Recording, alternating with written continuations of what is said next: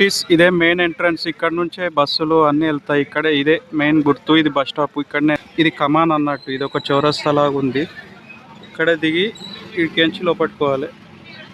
నిన్న చెప్పాను కదండి, యాదగిరి జిల్లా సుర్పూర అనే ఏరియాలో తింతిలి అనే మోనేశ్వర ఆలయం ఉందని చెప్పి. ఆ ఆలయం పక్కనే కృష్ణానది ప్రవహిస్తుంది. ఆ కృష్ణానదిలో ఈరోజు 6 గంటలకే స్నానం ఆచరించాను.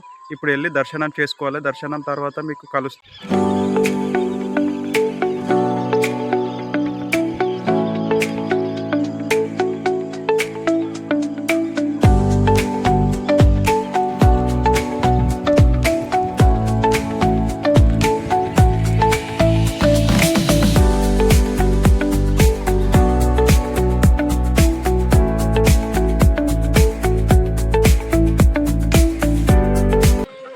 మెయిన్ ద్వారం అయితే ఇదే. లోపలికి వెళ్ళాలి. ఇక్కడ నుంచి వెళ్తేనే దర్శనం అవుతుంది మనకు. లోపలికి వెళ్ళి చూపిస్తాను.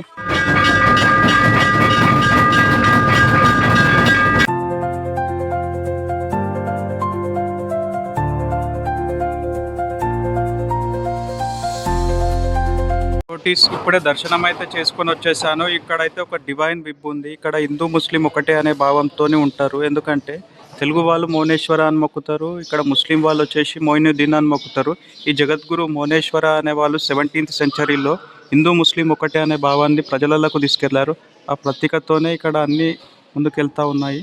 నాకైతే బాగానే అనిపించింది, ఆనందంగా ఉంది. నాకైతే ఒక విశ్వకర్మ కమ్యూనిటీకి చెందిన అతను. నేను కూడా ఒక విశ్వకర్మ కావడం వల్ల ఒక ఆసక్తి చూపించిన ఇక్కడ రావడానికి. ఆ ఆసక్తికి ప్రతిఫలం నాకు దొరికింది. బాగానే అనిపించింది, చాలా బాగుంది. జై మోనేశ్వర. జగద్గురు మోనేశ్వర స్వామి వారి ప్రసాదము ఇప్పుడే తీసుకున్నాను. ఇందులో అంతా సెట్ కలిపి వచ్చింది. అన్ని గంధము, చేతు కట్టుకునేది, ఇందులో కొన్ని వాటర్ వచ్చింది, ఒక లడ్డు ప్రసాదం, ఇంకా అన్నీ వచ్చాయి ఇందులో. బాగుంది. నోటీస్ అన్ని గుడ్లకు గోపురం ఉంటుంది. ఈ గుడికి ఏంది మసీదులా ఉందా అనుకుంటున్నారా? ఏంటంటే ఇక్కడ డిఫరెంట్ ఇదే. జగద్గురు హిందూ ముస్లిం ఒకటనే భావంతో ముందుకెళ్లారు కాబట్టేనేమో ఇలా ఉంది ఇక్కడ. నాకు తెలిసి ఇక్కడ అయితే హిందూ ముస్లిం అందరు కలిసిమలిసే ఉన్నారు. ఈ గుడిలో కూడా ముస్లిమ్స్ వచ్చి మొక్కుతున్నారు, హిందువులు కూడా మొక్కుతున్నారు. రథం చూసారా ఎలా ఉందో? చాలా బాగుంది కదా. ఇది జాతర టైంలో ఊరేగింపు చేస్తారు. జాతర అయిపోయి కూడా ఒక 15 days అవుతుంది. మాఘమాసంలో జాతర అవుతుంది ఇక్కడ. బాగుంది, నాకైతే మంచిగా అనిపించింది రథము. ఈ కర్ణాటకలో మొత్తం ఇలాంటి రథాలే ఎక్కువ ఊరేగింపు చేస్తారు, ఇట్లాంటి స్టైల్లోనే.